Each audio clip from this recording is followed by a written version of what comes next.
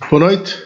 Pensar Política regressa hoje com um tema, eu não direi fraturante, mas um tema que vai gerando alguns incómodos na sociedade, porque se calhar falamos pouco, ouvimos pouco, sabemos pouco, e isso tem sido sempre uma vertente do tema que nos traz hoje ao programa. Não é só disso que vamos falar, outras coisas se falarão, mas hoje o tema central será a maçonaria. Tenho comigo o Luís Carlos Moutinho, que é professor da CESP, é doutorado em Química, fez umas passagens pela Faculdade de Economia do Porto, onde teve algum mestrado ou alguma pós-graduação, e tenho outra coisa que eu louvo muito, e isso acompanha o filho, que é o rugby, onde de facto um desporto que também se diz muito violento, muito, eu acho que é duro, mas é um jogo leal, um jogo sério, sincero, onde os jogadores, embora ultimamente numa final tenha havido umas quesilhasitas, também já parecia futebol, mas não é normal isso acontecer no rugby. Mas iríamos começar então por falar um pouco da maçonaria. Eu começava a perguntar ao Luís Carlos o que é maçonaria. A maçonaria é uma ideia, é muito difícil de definir nesses termos. É uma ideia e é uma metodologia de abordagem ao mundo sob um ponto de vista espiritual, com uma elevada exigência ética e moral, e que pretende fazer dos homens melhores e por consequência, na sequência disso, também ajudar a que a sociedade progrida da forma mais harmoniosa possível. Porquê que a maçonaria tem tido ao longo dos tempos hoje uma descrição, onde tem uma certa ausência de reconhecimento na sociedade? Porquê? A maçonaria... Um certo secretismo que hoje, quer dizer, qualquer um de nós tem possibilidade de escolher na internet o que é a maçonaria, como é que ela funciona. Eu acho que está para lá da questão do secretismo. O secretismo, na minha opinião, é mal entendido, porque apesar de as reuniões maçónicas serem reuniões fechadas para preservar a intimidade e preservar a liberdade individual da expressão das opiniões, a grande questão do secretismo em relação à maçonaria nem sequer é essa. É a impossibilidade de transmitir aos outros, àqueles que não passaram pela mesma experiência, que não viveram a mesma experiência, aquilo que é a iniciação maçónica, que é uma coisa pessoal, como qualquer iniciação em qualquer religião. O indivíduo que passa por um processo... Isso é aquela coisa tipo batismo, é? Exatamente, é uma transformação do mundo, de um olhar profano da vida, de um olhar inicial da vida, com todas as preocupações mundanas, para um pertençamento, supostamente, temos esperança que para um plano mais evoluído, em que haja uma certa iluminação, uma certa percepção do mundo de uma outra forma. Mas esse para mim é que é o segredo a que estamos vinculados. O segredo, o facto de nos reunirmos de uma forma fechada, discreta, sendo que muitas manifestações maçónicas são feitas à porta aberta e são feitas em público. Há conferências, há sítios onde há desfiles, até há algumas sessões que são públicas, mas essencialmente para nós há uma exigência de alguma descrição no funcionamento das reuniões, porque nas reuniões uma das coisas que fazemos é discutir temas, expressando as nossas opiniões. E ao o fazermos, queremos fazê-lo livremente, para que não haja qualquer reserva, que não façamos qualquer reserva daquilo que são as nossas opiniões, tanto no momento de as veicularmos, como no momento de refletindo as podermos rever. E essa intimidade, que é um pouco quase como a intimidade que existe dentro da nossa casa quando temos conversas em família e as conversas são para ser mantidas naquele círculo.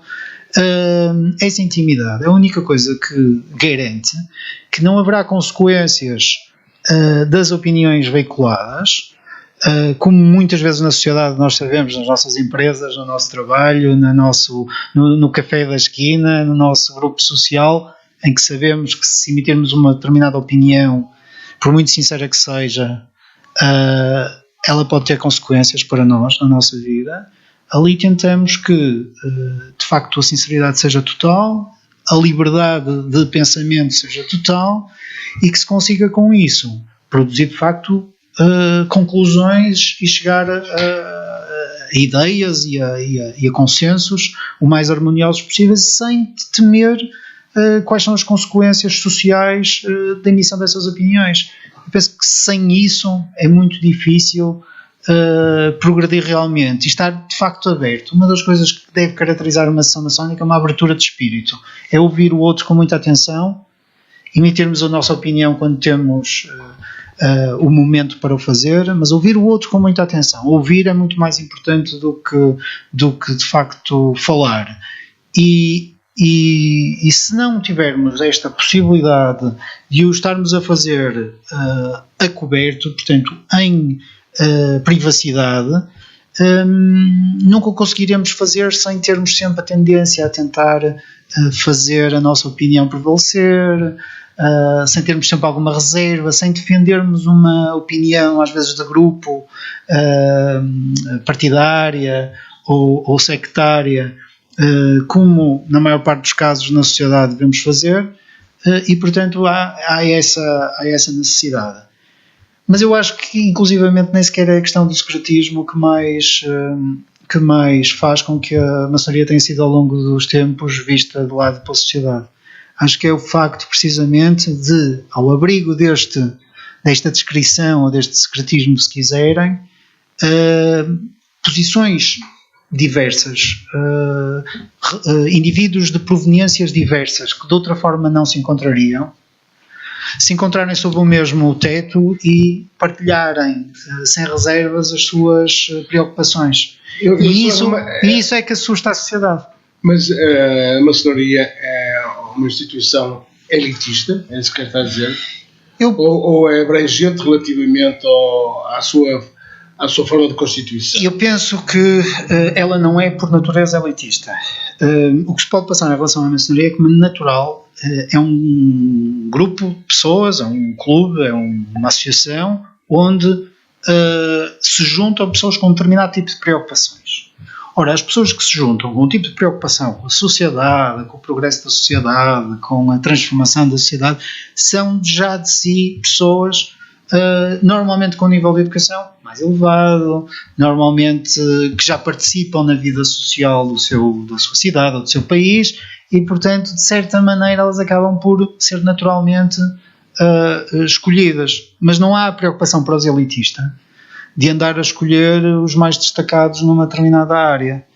Ela acaba por acontecer porque precisamente as pessoas que têm a apetência e a vontade de pertencer a esta ordem são elas próprias pessoas que são dinâmicas, que estão preocupadas com a intervenção na sociedade e, portanto, acaba por ser uma consequência. Portanto, eu acho que a maçonaria não é a priori elitista, é elitista apenas no aspecto, na exigência que tem dos seus membros de que cumpram um conjunto de requisitos em termos éticos e morais, e aí sim, o António Arnaud, que nos deixou há pouco tempo, dizia que nós devíamos ser uma elite moral, aí sim, mas ela não é à partida uma sociedade elitista, ela acaba por ter um grupo de indivíduos com algum desenvolvimento intelectual e às vezes com posições sociais de destaque, por consequência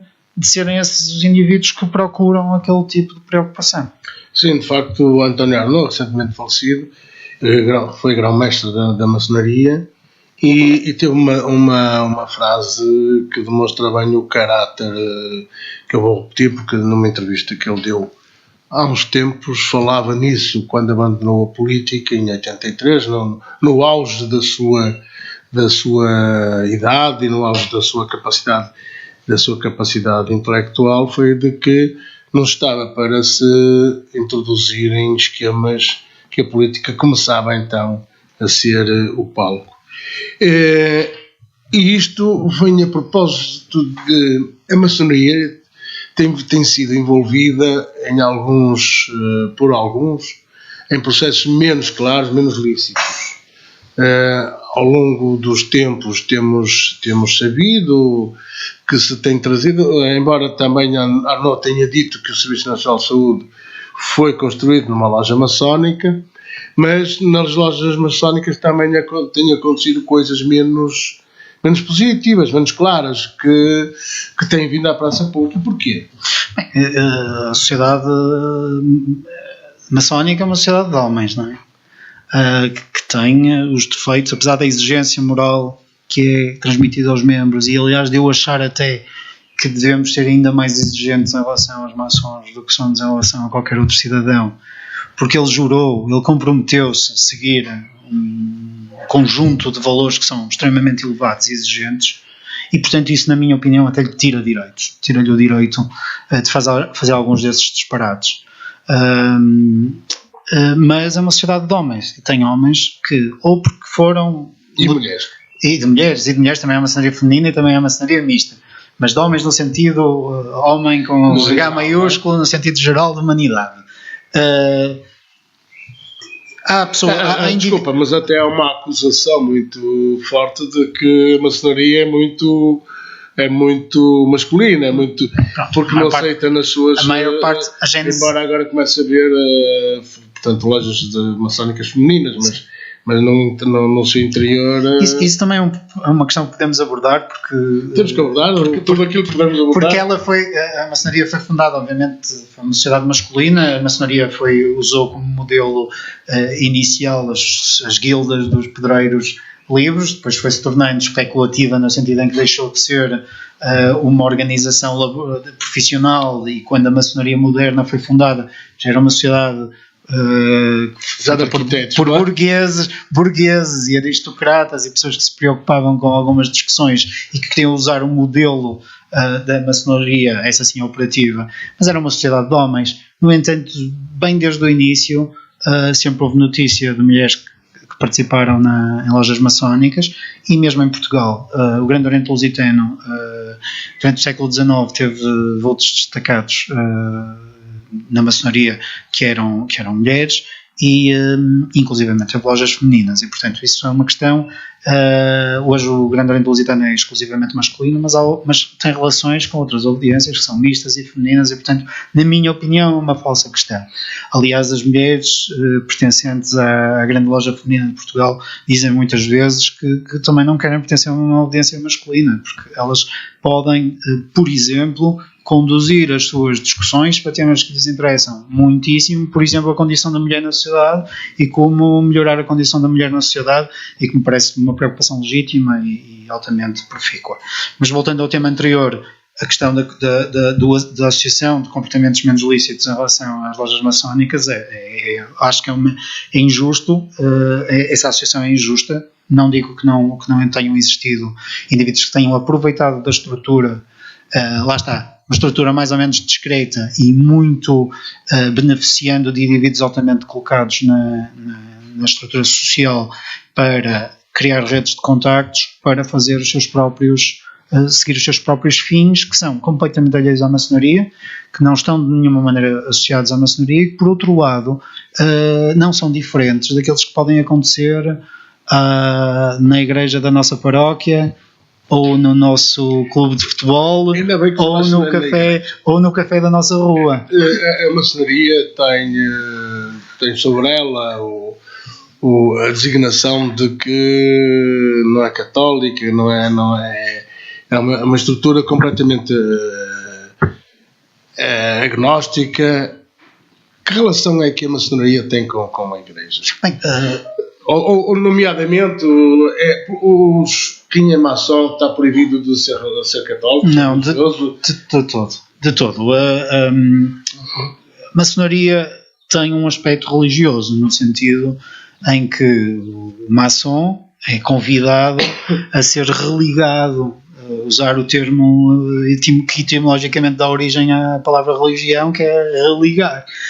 Ele procura, no fundo, o mesmo, se usarmos aquelas terminologias do Michel Eliade, ele usa o mesmo eixo do mundo, ele usa a mesma tentativa de se ligar ao útero inicial, ao que é básico no humano e ao que é básico em viver em harmonia com a Terra. E, portanto, ele é convidado a fazer a mesma experiência religiosa que na maior parte das religiões.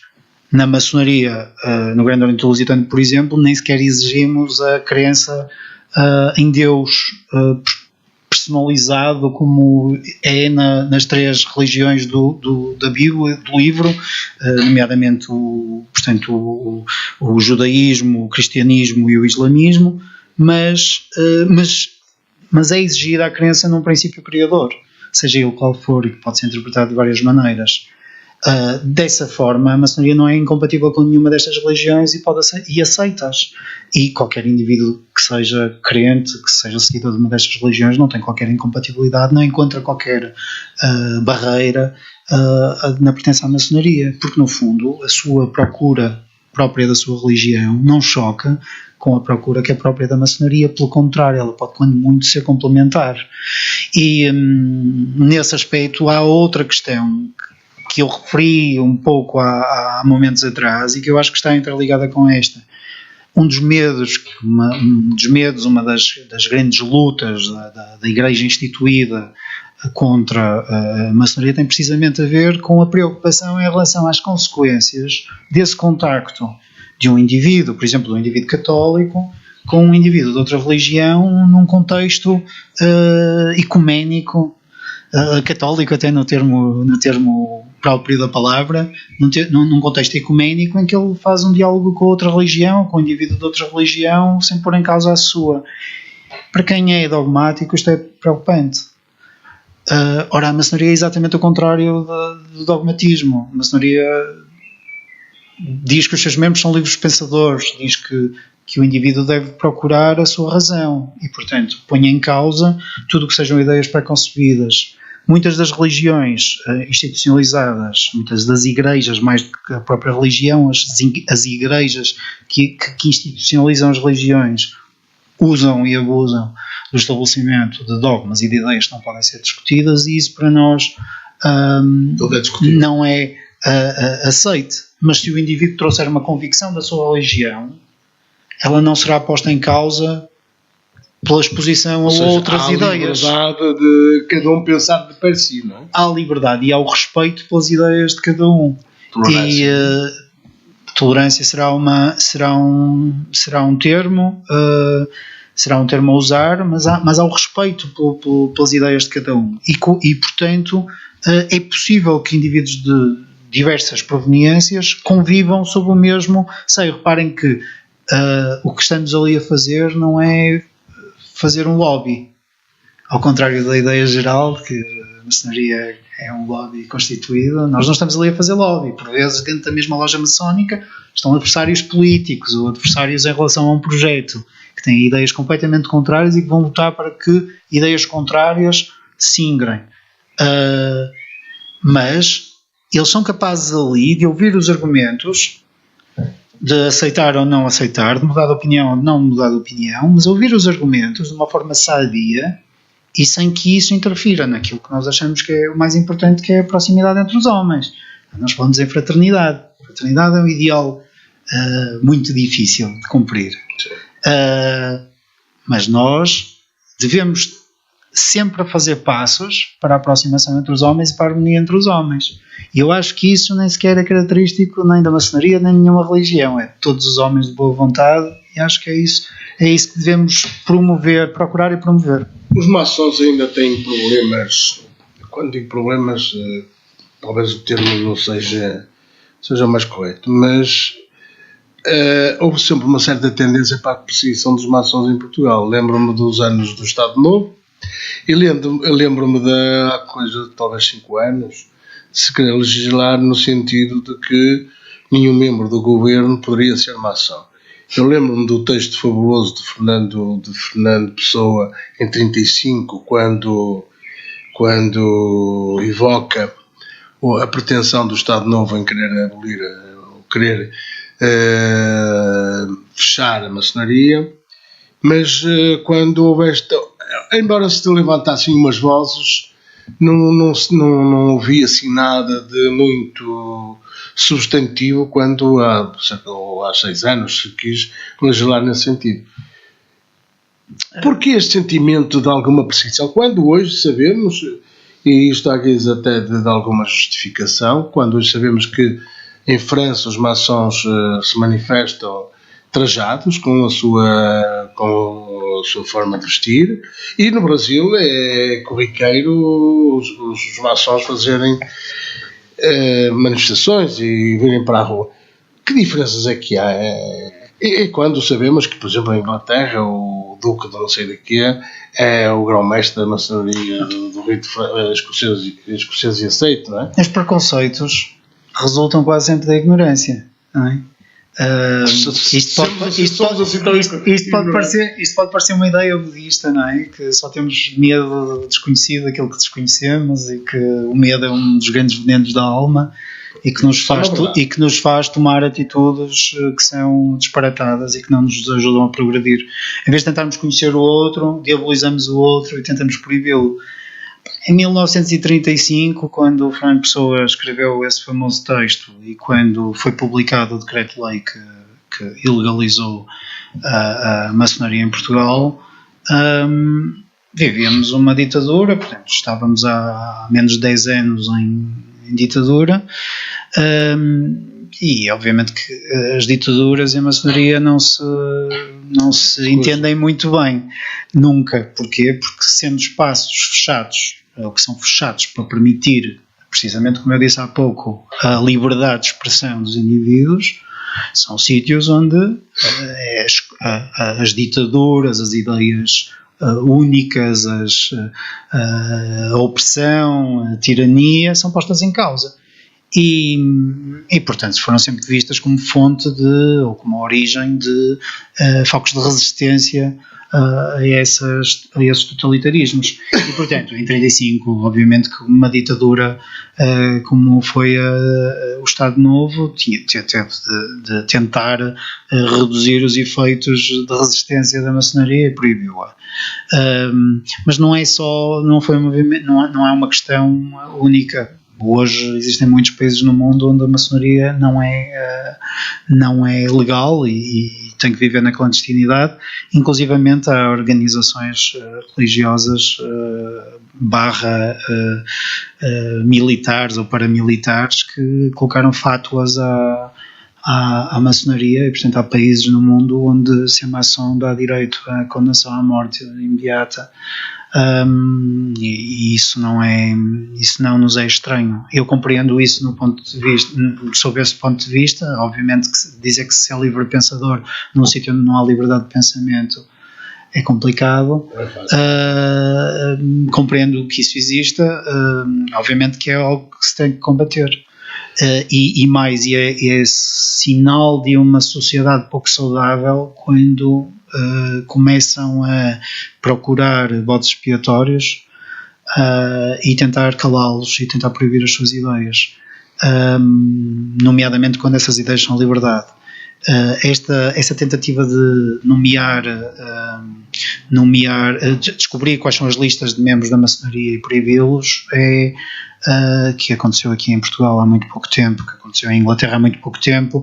Repete a Santa Inquisição. Repete a Inquisição, mas repete outras coisas que se calhar nos lembramos melhores e que são igualmente tétricas, como o nazismo, por exemplo. Ou a maçonaria não era proibida sob o regime de Stalin, não era proibida sob o regime de Hitler, a maçonaria não era permitida sob sob todos os regimes que perseguiram a liberdade de pensamento.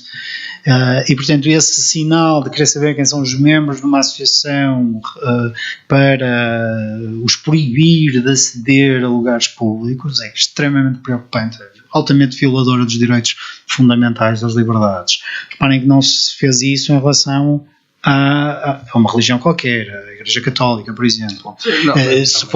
Não é obrigatório dizer quem são os membros do governo que são católicos, ou judeus, ou muçulmanos, ou budistas. É tão absurdo fazer essa ideia, seria absurda. Essa exigência seria absurda. É igualmente absurdo perguntar quem são os que são maçons, ou os que são benfiquistas, ou os que são de Estrela da Amadora. É absolutamente aberrante viver numa sociedade em que há uma preocupação de identificar grupos da população. E faz muito lembrar aquela velha ideia do Brecht, de que hoje vêm por estes, mas amanhã vêm por nós. E se nós não tivermos resistido em relação a estes, já não haverá ninguém que resista em relação a nós. É um sinal de pouca saúde da democracia quando estes movimentos começam a acontecer. A maçonaria reclama para si a intervenção em alguns pontos marcantes, e falamos só da sociedade portuguesa, nomeadamente 5 de outubro, aliás o 31 de janeiro, começando no próprio 31 de janeiro, já para não falar na Constituição de 1822, que segundo consta também o Manuel Tomás esteve envolvido e portanto maçom. No 5 de outubro também percorreu ao longo do período negro da sociedade portuguesa, com alguns maçons a apoiarem alguns presos políticos, e que também teve intervenção no 25 de Abril, sendo certo que, por exemplo, foi um apoio muito grande para o 25 de Abril, como também, segundo consta, como também para o próprio Serviço Nacional de Saúde, aliás, que já falamos sobre isso, e sobre a adesão à CE. Isto, dito assim, parece qualquer coisa de muito... de que a maçonaria está por todo o lado. Ou serão os seus membros, tal por aquilo que já disseste, de serem pouco gente que pensa e que está nos bons lugares para desenvolver estas atividades, e depois terem não diria formatação, mas terem uma liberdade de pensamento que a maçonaria lhe dá. É evidente que quem tem liberdade de pensamento e quem o exerce também está junto das ideias mais avançadas de cada época. O que não quer dizer que em determinados momentos, que hoje associamos até à intervenção da maçonaria em Portugal na sociedade portuguesa, não tenha também existido dentro da maçonaria movimentos de resistência. Da mesma maneira que o Marechal Saldanha era maçom, Costa Cabral também era maçom, aliás foram muito próximos num determinado momento. Costa Cabral, membro destacado do Grande Oriente Lusitano. Quem diz isso pode dizer que no momento da implantação da República, dentro do Grande Oriente Lusitano, foi feita uma espécie de um referendo para saber as lojas que apoiavam a República e as lojas que apoiariam a manutenção da monarquia. Porque a maçonaria não é só laica e republicana. Não, há muitos monárquicos. Há muitos monárquicos, porque a liberdade de ideias, e hoje há muitos monárquicos na maçonaria, a liberdade de ideias é fundamental. Em termos político-partidários também é abrangente a todo o espectro político? Eu penso que sim. Acho que salvo aquelas eu já lhe dizia chamar religiões, mas aquelas ideias mais totalitárias, não estou a ver um nacionalista fascista na maçonaria. Não consigo encontrar essa possibilidade. Um racista na maçonaria acho que é uma ideia que não faz sentido, que choca com a tolerância, choca com os nossos valores. Agora, eu penso que e tenho conhecimento, encontro gente da esquerda, muito à esquerda, gente da direita, ou até sem ser a dicotomia esquerda-direita, mas ou mais libertários e mais conservadores, ou mais liberais e mais estatistas.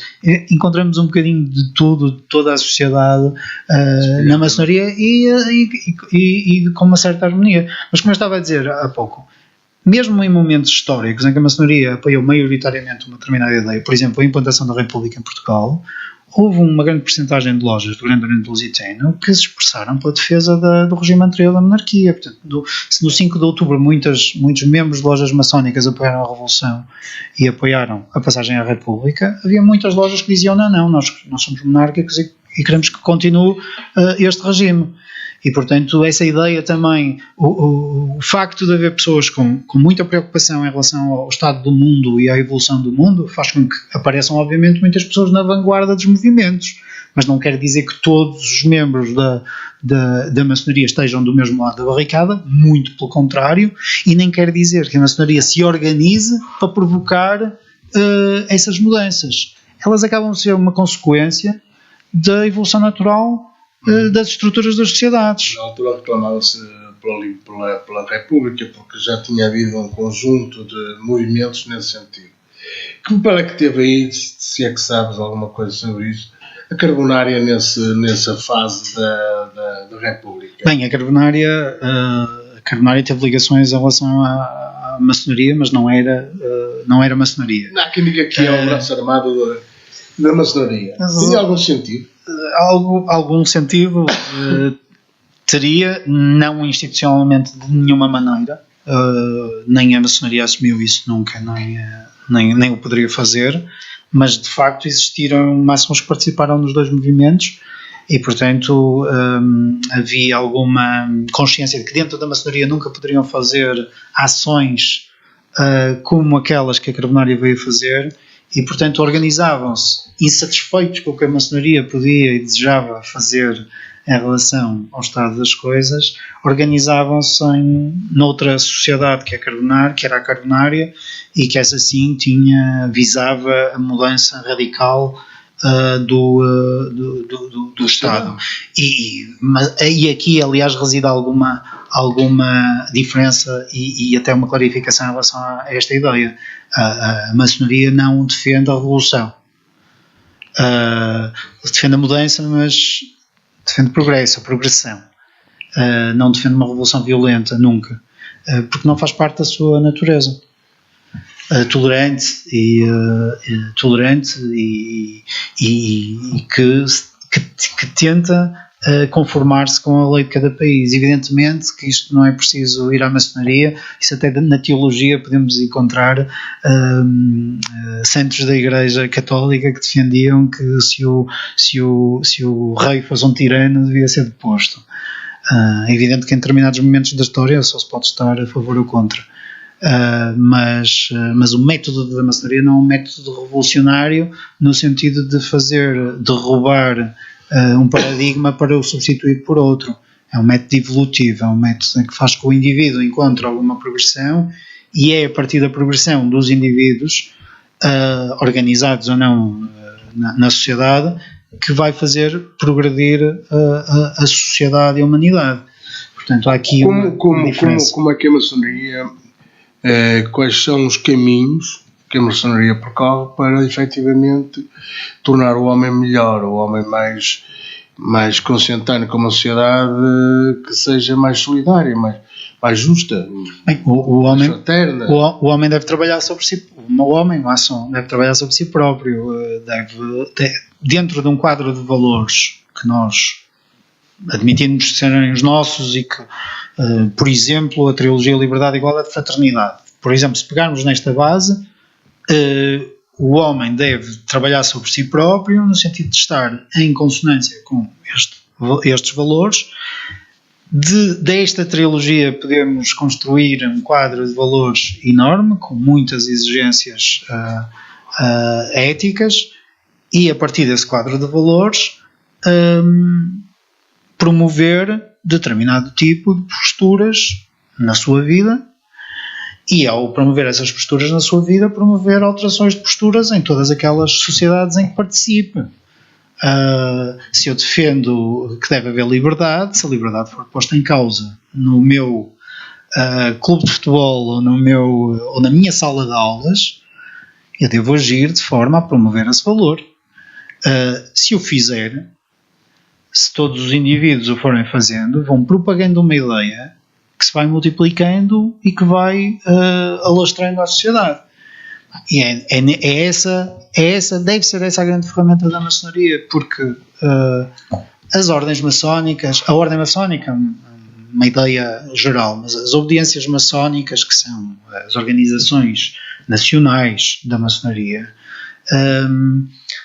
elas não estão, nem podem estar, nem devem estar organizadas como partidos, ou elas não devem ter uma ideia única, monolítica do que deve ser a sociedade. E como não estão organizadas por partidos, também não podem ter programas ideológicos como se fossem partidos.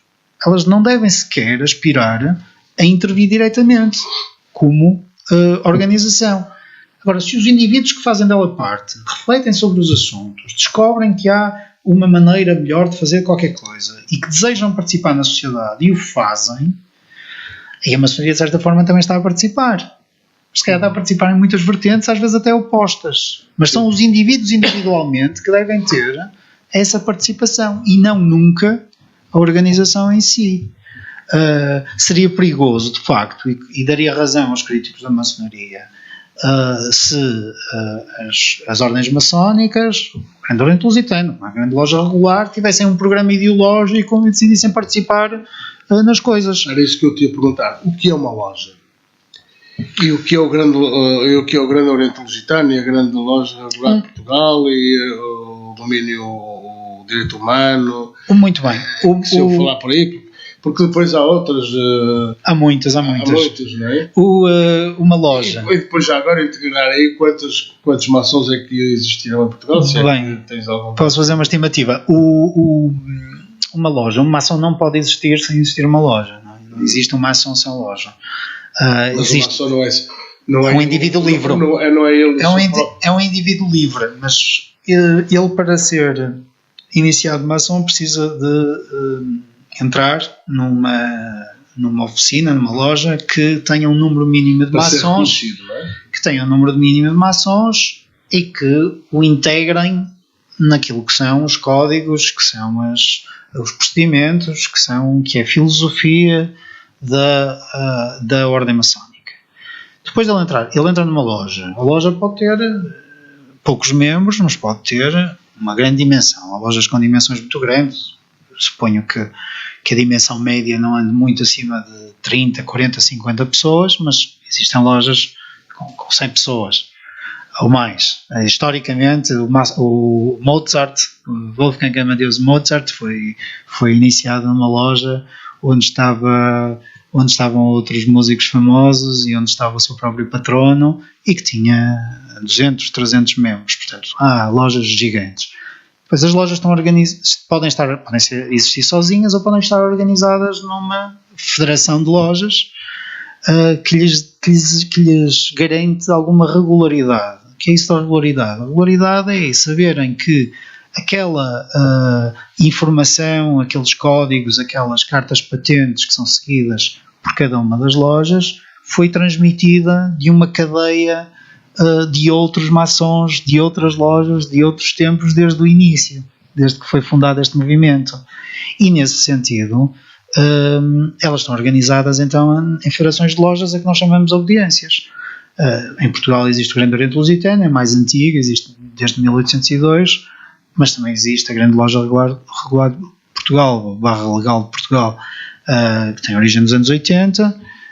Existe uma cisão, não é? Que é uma cisão do Grande Oriente Lusitano, foi fundada a partir de membros do Grande Oriente Lusitano. Existem outras pequeníssimas obediências, a Grande Loja Tradicional, a Grande Loja Nacional de Portugal. Existem outras obediências mais significativas, por exemplo, essa Direito Humano, uma organização internacional que tem uma filial em Portugal, mas que tem sede, já não sei se em França, se na Suíça, mas tem sede no centro da Europa. Existe a Grande Loja Feminina de Portugal, por exemplo, e depois existem obediências que se dedicam exclusivamente à prática de um dos ritos, porque depois ainda existe essa diversidade. Dentro da mesma obediência podem existir vários ritos, com ligeiras diferenças de interpretação em relação ao que é maçonaria, ou em relação ao que é, ou que deve ser a vida em loja. E, portanto, as práticas são ligeiramente diferentes. Se visitarmos dentro da mesma obediência lojas, mesmo do mesmo rito, como as pessoas são diferentes, há diferenças. Há diferenças de prática. O rito é o conjunto de normas iniciáticas para viver essa experiência da maçonaria, para proporcionar ao indivíduo esse espaço físico, temporal e mental para encontrar o seu caminho, para progredir nessa ideia de trabalhar sobre si próprio, de encontrar dentro de si as tais verdades que todas as religiões pretendem encontrar, e portanto de lhe permitir uma experiência, quase uma experiência religiosa de descoberta de si próprio. Luís, o que é que acontece àquele maçom que teu pai na argola? Chama utilizar esta linguagem. A maior parte das vezes os maçons que metem o pé na argola afastam sozinhos. A maior parte das vezes os maçons que metem o pé na argola deixam de aparecer, não sei se é um mecanismo de vergonha, mas deixam de aparecer e acabam por desaparecer do mapa maçónico. Mas a maçonaria prevê processos disciplinares aos seus membros, e tem uma das penas que tem é mesmo a expulsão. Não um indivíduo que esteja envolvido num processo de corrupção, por exemplo, obviamente não tem muita dificuldade em ter lugar numa loja maçónica, porque põe tudo em causa. Põe todo o edifício em causa e causa um grande incómodo aos seus irmãos que não podem trabalhar. Irmãos é a maneira como vocês se tratam. Sim, os membros da maçonaria, se pudermos dizer os sócios dessa sociedade, são tratados como irmãos. Porquê? Porque um dos princípios iniciáticos que nós seguimos é o princípio da fraternidade, é olharmos para o outro como um igual e tentarmos nos aproximar dele. E portanto sim, são tratados como irmãos. Ora, não é possível, se ultrapassarmos uma determinada linha, este princípio é posto em causa. Eu teria muita dificuldade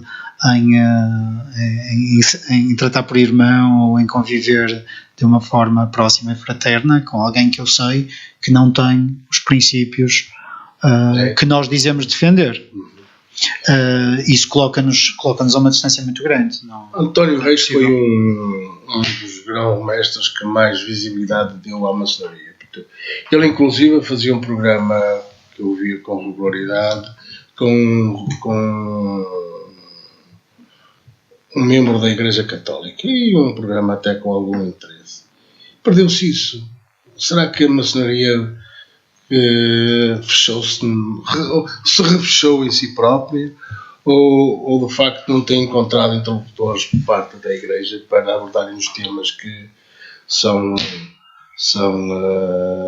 comuns, que são os temas da sociedade, os temas da solidariedade, e que eu acho que a própria Igreja, como a maçonaria, segundo aquilo que sei, perseguem, que é o serem solidários com os outros, com aqueles menos favorecidos da sociedade. Eu acho que a relação... Aliás, é uma questão que se coloca, desculpa Leite, graças, é que dizem também, com alguma frequência, que não se vê grande trabalho social ou de solidariedade da própria maçonaria. Pois, isso é um problema que choca mais uma vez com a natureza da ação da maçonaria, que não deve ser organizada. A maçonaria, ou os maçons, participam em muitas atividades de solidariedade social, só que às vezes participam nas organizações que já existem, dão corpo e dão as gotas de suor, aos projetos que por aí andam, e portanto eles não participam em maçonaria organizadamente. E isso, há países onde se olha, normalmente os países de influência anglo-saxónica, onde a maçonaria tem organizadamente os seus hospitais, as suas residências para idosos, residências universitárias, tudo que possa ser apoio social, e assumem-no. não só países de origem anglo-saxónica, mas, por exemplo, Brasil ou alguns países da América Latina. O Brasil é muito frequente. Onde é frequente ter uma, sei lá, há um país na América Latina onde tipicamente as ambulâncias que fazem o transporte de doentes são de maçons. Já vi. A maçonaria, aliás, tem os símbolos maçónicos e tudo. Pronto, é uma maneira de estar na sociedade. Em Portugal, talvez por causa da ressaca do Estado Novo e da clandestinidade, o que os maçons habitualmente fazem é participar nos projetos que existem. Mas não deixam de o fazer, às vezes até por imperativo categórico, pelo facto de serem maçons. Não precisam andar com mas não precisam de andar na testa. Exatamente, não precisam de andar a dizer que o fazem. Neste momento, a relação com a Igreja acho que está um pouco mais, apesar de repetidamente haver membros da Igreja que fazem apologia de que é impossível ser católico e maçom, por exemplo, mas em relação a essa Igreja, a Igreja Católica, tem havido alguns membros a ter posições mais radicais, mas outros membros a fazer um diálogo muito sadio. Acho que não há nenhum motivo para não haver um diálogo sadio.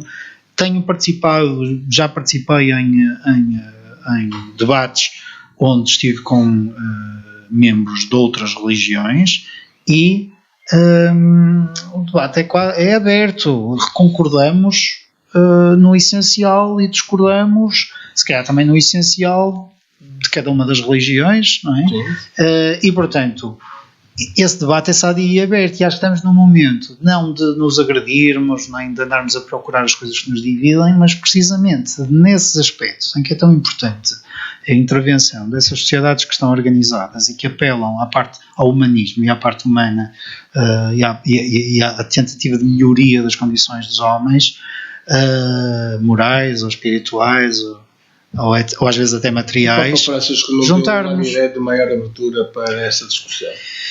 Sim, eu vejo ainda, sim, mas... por exemplo, vejo até o próprio Cardeal de Lisboa, o Dom Manuel Clemente, homem por quem nutria particular simpatia, porque era uma mente aberta, mas acho que neste momento se tornou uma mente fechada quando temos um Papa com uma mente aberta que permitiria, provavelmente, que Dom Manuel Clemente avançasse com as ideias com que saiu do Porto e que se calhar chegou a Lisboa ao poder e ficou conservador. É complicado porque não me parece que seja esse caminho, e acho que é quase impossível de lutar contra o progresso, e o progresso e a evolução será uma maior aproximação entre instituições que têm um grande conjunto de valores em comum e que... Sim, porque o homem está no centro de... Exatamente, em ambos os casos as preocupações são em relação ao homem, são em relação a um mundo mais espiritual e menos materialista,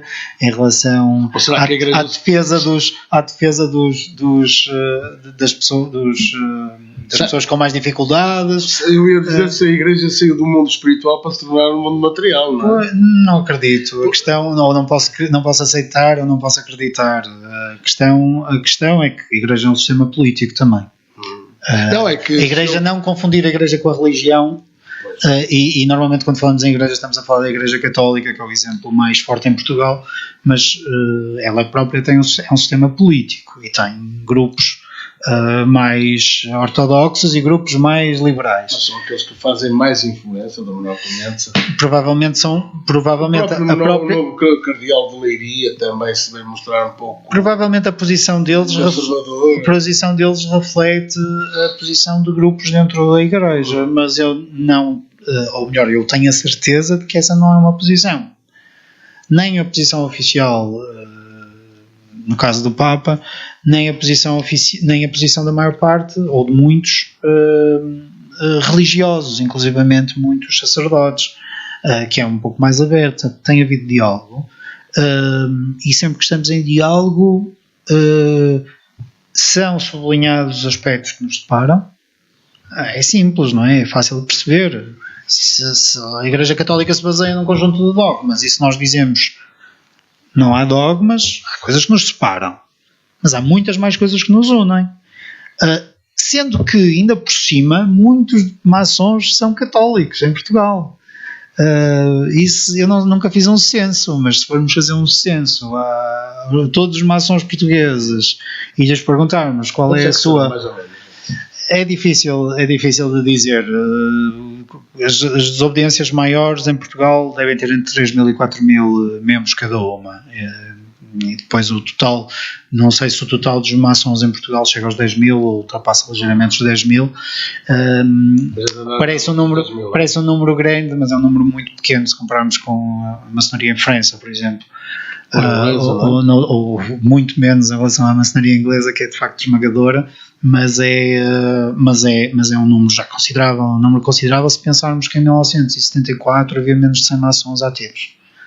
Depois da clandestinidade, a maçonaria estava quase extinta e manteve-se viva com 2 ou 3 lojas que se mantiveram a trabalhar em segredo, mas recuperou e hoje tem um número muito considerável. É evidente que eu não acredito que só existam 10.000 homens livres e de bons costumes que queiram trabalhar e que queiram discutir as suas ideias com os outros, e portanto também sei que há muitos homens interessantíssimos que não são maçons e que não querem ser maçons, e por isso é que a maçonaria deve estar aberta. Pode-se aderir à maçonaria ou sendo convidado, e aparentemente é a forma mais habitual, ou candidatando-se a ser membro da maçonaria. É possível. Não havendo, digamos, não sei por via da internet. Não, é possível. Existe um palácio maçónico em Lisboa, onde existe um museu que está aberto ao público, e que aliás é um museu premiado, e que permite que se saiba fisicamente onde é que está a maçonaria. Museu, havia um ali para a zona de Coimbra que corre o risco de fechar, não é? Pois, estas coisas não são propriamente apoiadas, e se não forem acabam por deixar de existir. Agora, existe fisicamente um sítio onde saber onde é que está a maçonaria, basta bater à porta e dizer eu quero entrar. Não o fazendo. Se consultarmos uma lista telefónica, neste momento não existem listas telefónicas físicas, mas pode ser à internet e ver Grande Oriente Lusitano, aparecem as moradas, mandar uma carta ou um correio eletrónico manifestando o desejo de entrar, é suficiente. A forma tradicional que vem nos livros era chegar lá e bater à porta, não é? E alguém aparecia e falava fisicamente com o candidato e fazia-lhe os testes. Como é que se avalia se aquela pessoa que bateu à porta tem condições ou não para entrar e integrar? Bem, as suas qualidades são investigadas, são avaliadas por maçons, por um grupo de maçons que é destacado para esse efeito, e se o indivíduo for um indivíduo capaz de compreender os princípios da maçonaria, livre, e que não seja um malfeitor, que seja um indivíduo bom, um homem de boa vontade, ou uma mulher de boa vontade, as portas estão abertas, obviamente. Há diferenças, há lojas que são mais exigentes em relação a uns aspectos e outras que são mais exigentes em relação a outros, mas um homem que não tenha não seja um criminoso, que não seja um indivíduo mau com a sociedade, tem que ter. Uma das coisas que nós queremos saber é se de facto tem um registro criminal impecável, e tentamos afastar logo por aí algumas pessoas que venham com más intenções. Normalmente quem tem esse tipo de situações não vem procurar a maçonaria, e se vier não vem pelas boas razões, vem tentar fazer aquilo que depois nos tentam dizer que nós fazemos, e que não fazemos de todo, não é? A pessoa que venha para ter um sítio de negócios, para fazer os seus negócios escuros, não vem ali fazer nada, está no sítio errado, e portanto logo à partida essas pessoas tentamos que sejam postas de parte, não é? Que não venham, e depois portanto selecionamos, mas isto é um bocado como as pessoas que trazemos para a nossa casa. Um amigo de um amigo que aparece um dia, e até podemos conversar um bocadinho com ele. Se virmos que o amigo de um amigo não interessa a ninguém,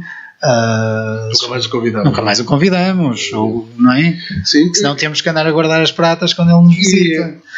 Agora explica uma coisa que falaste aí na iniciação, portanto, como é que se processa isso? Como é que... A iniciação segue um ritual depois de escolhido, depois de selecionado. Depois de selecionado. Depois de escolhido o indivíduo, depois de saber que o indivíduo de facto tem as condições todas para ser maçom, ele é convidado a participar numa sessão iniciática e que tem um ritual.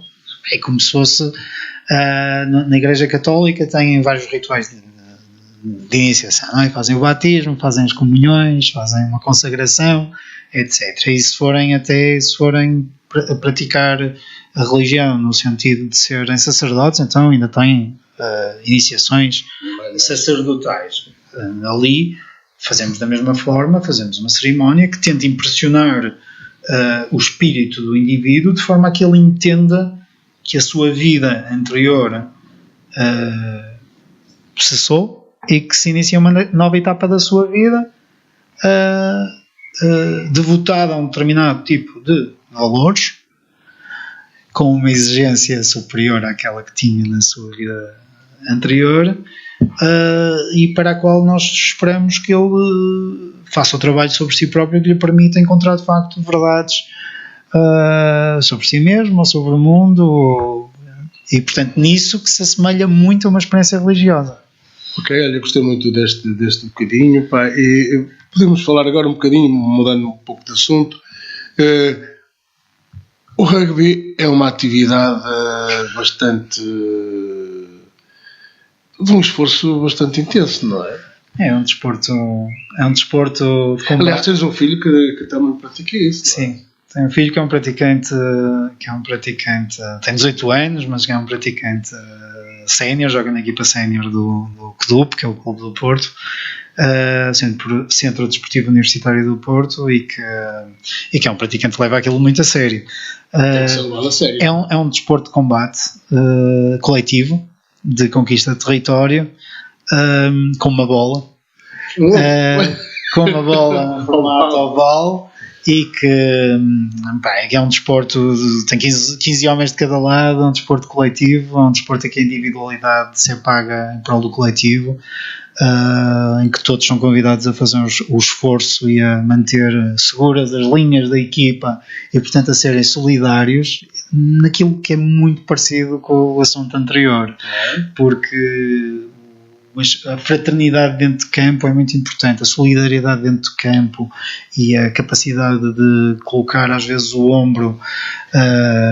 Nós às vezes dizemos que colocamos a cabeça onde outros não colocariam o pé, mas colocar o ombro onde sabemos que dói porque temos um irmão ao lado, um colega, um companheiro ao lado que não podemos deixar ficar mal, é uma exigência daquele jogo, onde é muito fácil por falta de esforço ou às vezes por falta de correção, perder 10 metros quando ganhar meio metro é extremamente difícil. E, portanto, é um desporto que apela aos valores solidários e coletivos que eu acho que devem ser, que são muito importantes na sociedade e que eu acho que devem ser promovidos. Olha, estamos a cerca de 2 minutos e meio do fim do nosso programa e eu normalmente dedico estes 2 minutos e 3 minutos a falar de 2 temas aqui do Conselho de Gondomar, um negativo e outro positivo. O negativo, eu iria aqui elencar a questão dos semáforos colocados em Rio Tinto, que me parece, pela experiência que tenho tido, em vez de resolver os problemas, estão a agravar os problemas do trânsito em Rio Tinto. O trânsito em Rio Tinto está cada vez mais caótico. Sabemos que isto também resulta do crescimento que Rio Tinto tem tido e das obras também que estão a ser feitas no centro da cidade, mas penso que não foi bem pensado o sistema de semáforos e o tempo de abertura do semáforo, o tempo de encerramento. Chamava a atenção das autoridades para analisar melhor esta questão dos semáforos, porque torna-se penoso, particularmente nas horas de ponta, chegar a circular em Rio Tinto.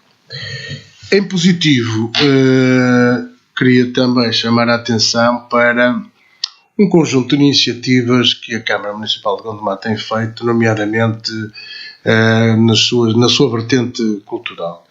Uma delas enquadra-se com a Semana Mineira em São Pedro da Cova, que de facto traz para o plano público algo que, uma memória do passado que foi sempre, e que São Pedro da Cova viveu com muita angústia nos seus tempos mais áureos da exploração do carvão, e que hoje faz memória para Gondomar e para os gondomarenses, em particular para os sampedrenses, essa vida que foi uma vida dura, e que convém lembrar que há gente em Gondomar que foi heroica no seu tempo e que hoje merece uma memória de Gondomar.